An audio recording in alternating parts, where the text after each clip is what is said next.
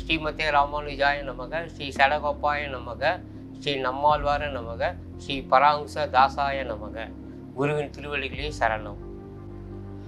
தனுசு ராசி தனுசு லக்னக்காரர்களுக்கு குரு பகவான் தன்னுடைய தனுசும் மீனமும் அவர்களுக்கு சொந்த வீடு, ஆட்சி வீடு.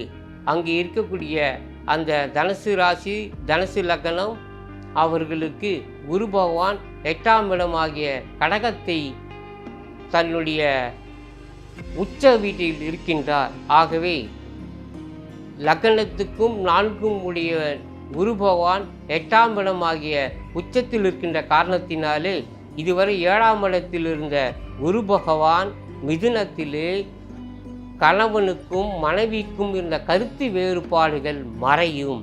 8ஆம் இடத்தில் இருந்த குரு பகவான் இனி அந்த 3 மாத காலமாக அதிசாரத்தில் இருக்கின்ற காரணத்தினாலே அவர்களுக்கு அயன சயன சுகம் ஏற்படும். இல்வாழ்க்கையில் அவர்களுக்கு நிம்மதி கிடைக்கும். கணவன் மனைவிக்குள்ளே விட்டு கொடுக்கும் மனப்பான்மை அவர்களுக்கு ஏற்படும். ஆனால் குரு பகவான் 12ஆம் இடமாகிய விருச்சிக வீட்டை பார்க்கின்ற காரணத்தினாலே அவர்களுக்கு இனிமேல் வாழ்க்கையில் நிம்மதி ஏற்படும், தூக்கம் வரும்.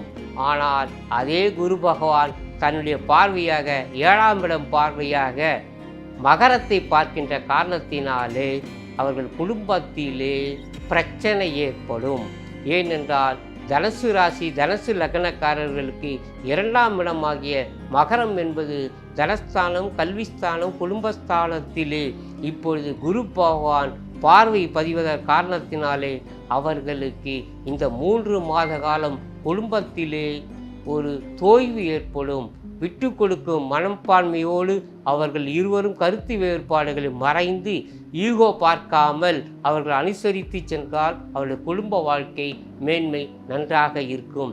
அதே போன்று குரு பகவான் மீனத்தில் பார்க்கின்ற காரணத்தினாலே தனுசு லக்னக்காரர்களுக்கும் தனுசு ராசிக்காரர்களுக்கும் குரு பகவான் 4ஆம் இடம் பார்வை என்பது அவர்களுக்கு அது நன்மை கிடைக்காது.